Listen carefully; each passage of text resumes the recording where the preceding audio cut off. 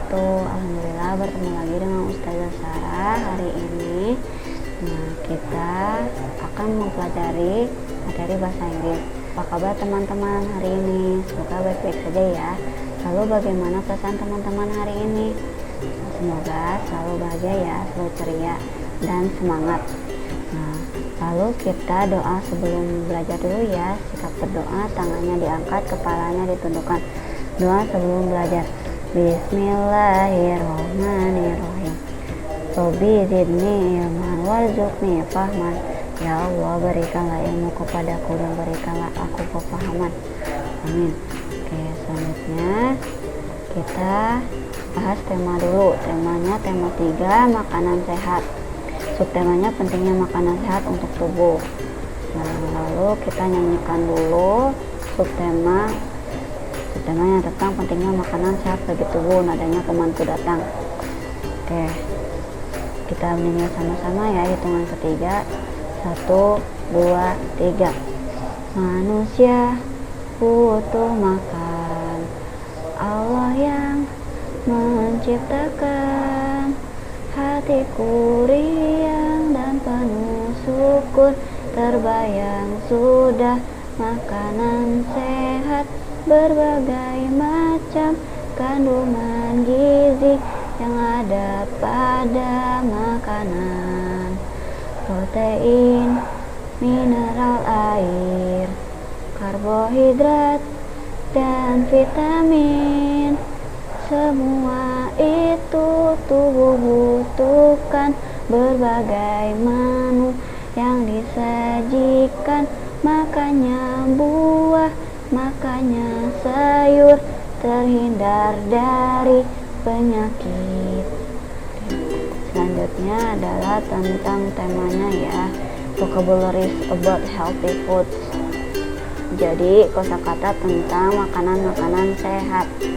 Nah, di sini ada makanan yang mengandung vitamin A atau vitamin A, fiber atau serat. Nah, di sini ada sweet potato atau umbi manis ya. Lalu carrot, wortel, melon atau honeydew. Lalu brokoli, raisin, kismis. Lalu curd, labu manis. Lalu green mustard, sawi. Paprika, meat, daging, mango atau kalau misalnya banyak mangoes, mangga. Nah, di sini selanjutnya ada red rice, brown, katul. Red rice itu beras merah, eggs, telur, meat, daging, rice, nasi, corn, jagung, wheat, gandum, milk, susu, haricot bean, kacang merah. Nah, di sini mengandung fiber, karbohidrat, protein, zinc, calcium, and potassium. Nah, selanjutnya egg, bananas, pisang, chicken, broiler. Jadi chicken, ayam, broiler, ayam negeri. Lalu fish, ikan. Nah, selanjutnya fruits. Nah, di sini ada guava, rose apple, kiwi fruit atau buah kiwi. Lalu papaya, soya bean atau kedelai, strawberry, orange, jeruk, tomat. Nah, di sini ada WH questions. Jadi pertanyaan menggunakan WH. Di sini 5W1H. Nah, apa itu 5W1H? Nah, di sini dalam bahasa Inggris untuk mengungkapkan sesuatu sering menggunakan WH questions atau disebut 5W1H. Nah, di sini WH questions digunakan untuk bertanya tentang hal apa saja. Terdiri dari what, where, when, which, why, how. Nah, seperti bahasa Indonesia, kalau misalnya ingin mencari tentang teks, nah, di sini selalu ada pertanyaan atau membuat cerita misalnya. The use of 5W1H in sentences. Jadi the use of 5W plus 1H in sentences. Jadi penggunaan 5W1H dalam sebuah kalimat. What artinya apa? Contohnya, what is your name?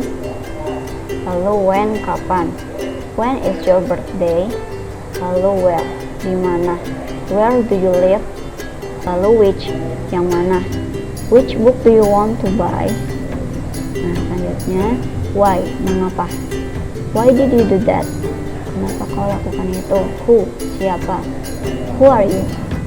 How, bagaimana? How you do that? Bagaimana kau bisa melakukannya? Nah, di sini kegunaan 5W1H dalam kalimat. Nah, agar memudahkan teman-teman untuk menyusun pertanyaan atau membuat pertanyaan seperti layaknya bahasa Indonesia. Nah, di sini who, siapa, untuk menanyakan seseorang saat percakapan berlangsung. Nah, who di sini example of conversation, jadi contoh percakapan. Nah, di sini who menggunakan who. I want to ask you something. Aku ingin menanyakan kepadamu sesuatu. Okay, go on. Ya, silakan. Who is sitting the next to you anyway? Siapa yang duduk di sebelahmu? Ngomong-ngomong. He is my nephew. His name is Brandon. Oh, dia sepupuku. Dia namanya Brandon. Oh, hi Brandon. Oh, hi Brandon. Lalu what, apa? Untuk menanyakan suatu benda, peristiwa, atau nama seseorang. Next example, contoh lanjutannya, ingin menanyakan nama misalnya. Assalamualaikum, what is your name? Waalaikumsalam, my name is Ninda. How old are you? I'm 11. Menanyakan hal yang sedang dikerjakan. What are you doing? I'm doing my homework. Oh, okay. Hey, can you help me with this math problem? Oh, sure. Nah, lalu where, di mana? Untuk menanyakan tempat atau keberadaan seseorang. Oke, conversation selanjutnya. Di sini menanyakan tempat pertandingan bola. Contohnya menelpon ya. Ini conversation untuk menelpon. Hello, is this Reno? Yes, I am. What's wrong? I want to asking you where is the place for football match? The place is near from Subway. Okay, we will meet tomorrow there. Okay. Nah, di sini hello, is this Reno? Halo, apakah ini Reno? Iya, saya sendiri. Aku ingin menanyakan kepadamu di mana tempat pertandingan bola berada. Aku rasa ada di dekat stasiun kereta. Oke, kita bertemu di sana ya. Baiklah. Selanjutnya when, kapan? Untuk menanyakan waktu atau suatu peristiwa yang sudah lalu atau yang akan datang. Di sini contoh percakapannya.